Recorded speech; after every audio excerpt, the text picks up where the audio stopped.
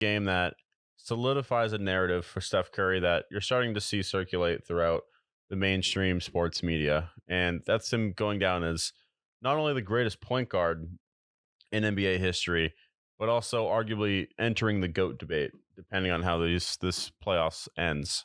And before I dive into Steph Curry, I want to talk about, first of all, the Kings. Absolutely gained my respect because, I thought that they were a great regular season team. I didn't Yeah. think that they were going to make much noise in the playoffs. I worried about them facing the Warriors and how that might go. They absolutely proved it. They brought the Warriors to the brink of doom, it looked like. But, you know, based on, De'Aaron Fox getting banged up, based on Warriors just having that extra edge with the experience, couldn't get it done, but absolutely deserve my respect. And I think they'll absolutely be back next year. For the Warriors, Stephen Wardell Curry to be exact. Wardell Curry. That's his middle name.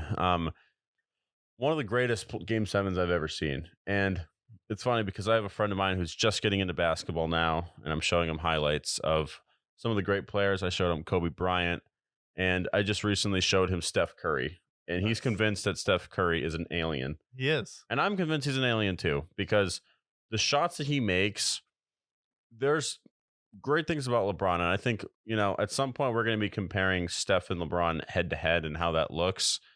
If we're talking about the eye test and when you see somebody, you're like, that guy's good at basketball.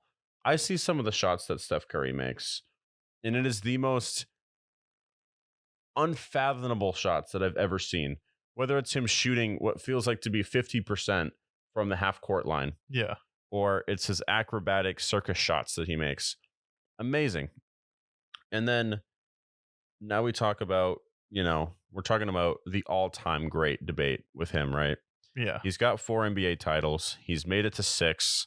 He's won 2 MVPs, all-time leading scorer, revolutionized the game of basketball. There's no doubt about that. If Steph Curry wins number 5, now we're starting to talk about, like, okay, I always had Steph Curry in the top 10 all time. I think that's a very conservative pick, having him there, especially with his impact on the game. But now I think he's, with that playoff performance, has exceeded Magic Johnson. If he hadn't already, in my eyes, he did. Yeah. But in the mainstream piece, I think he has now. And now it's like he has a series with the Lakers, which we'll get to. And this could very much determine where he could potentially rank all time when it's all said and done. Still has 3-4 years left. And I think if he can win this other title this year and then another one, he has 6, has 8 finals appearances, all these Yeah. threes. We're talking about somebody who could potentially go down as the greatest player in NBA history. Yeah. And then the thing with Jordan was Jordan changed how the game was played and he revolutionized it. And to be the greatest, like that's why he'll always be regarded as greater than LeBron, because people are like, what about LeBron's longevity and all the records he's breaking? Like, yeah, it's because he's played a long time, but also Michael Jordan, when he as soon as he got a crew, didn't lose. LeBron has gotten crews before and melted down. The thing, you can say Jordan had help, but LeBron also had help. Let's not pretend like these players didn't have help, but Jordan went out there, got it done in 3 straight finals twice and retired. And when you talk about the greatest player of all time, someone who can step away from the game, come back, and then win another three-peat, you're like, oh, that guy's the greatest player because he just took some time off to pursue something kind of pretty awesome in honor of his dad, who had just passed away, to play baseball. So Michael Jordan goes out and does that, comes back, and then changes the whole style of basketball, how it's played with the dunks, the chauvinism, having his own shoe, and how he revolutionized that market. Steph Curry, well, it's not on the same scale, has done something similar with Under Armour where he signed a lifetime contract. He was really their first biggest basketball star, and then he has a pretty solid clothing line. While no one's like clamoring for his shoes, he was still able to go kind of the Under Armour route, be the face of that brand. And then while there's a lot of people at Nike, he's the one who's bringing in all the sales at Under Armour. So he has that, revolutionizes the game, which I don't think that's something LeBron has ever done. And he does it with the 3-point shot. And then his record for all-time threes made was not even close to what Ray Allen had. I mean, Steph Curry obliterated it twice. And then Klay Thompson, he opened up the door for Klay Thompson. James Harden started playing that way. And then people want to say LeBron was the guy who made positionless basketball popular. Like, no, it was Steph Curry who was the one who made positionless basketball possible, with Steve Kerr being able to roll out that lineup, and you have to stretch to defend them. And then you're so terrified on offense. As soon as Steph Curry starts raining down on you, it's demoralizing. We've seen players like LeBron before. Steph Curry, we are never going to see another player like Steph Curry. We may get what Kobe Bryant was to Michael Jordan, but we're never going to get another player like Steph Curry. Michael Jordan was the first Michael Jordan. LeBron James, we've had players like Magic. We've had players who are physically dominant like Shaq. Maybe not as the longevity, but when you think about Steph Curry, realistically, you can't close your eyes and then have another player come to mind. Kobe comes to mind when I think about him. Right now with Steph, it's not even close, because the players that are like him, none of them have won a finals. None of Yeah, them. that's true. I think you make a good point. Michael has his Kobe. I think that LeBron, there's never been a physical specimen like LeBron. No. Somebody who can pretty much do everything relatively well, although his 3-point shooting has regressed and his free throw shooting as well. But like his longevity of the game, year 20, that's where I give LeBron his flowers, and his ability to adapt his game to the modern NBA. I'll always give LeBron credit for that.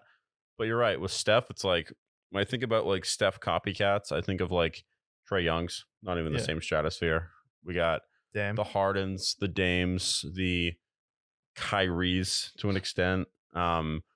Those guys, none of which have had any playoff success at all. We're talking about like peaked in the Eastern Conference or Western Conference finals. It's like, haven't really done anything. Yes, Kyrie has won a chip, but that was with LeBron.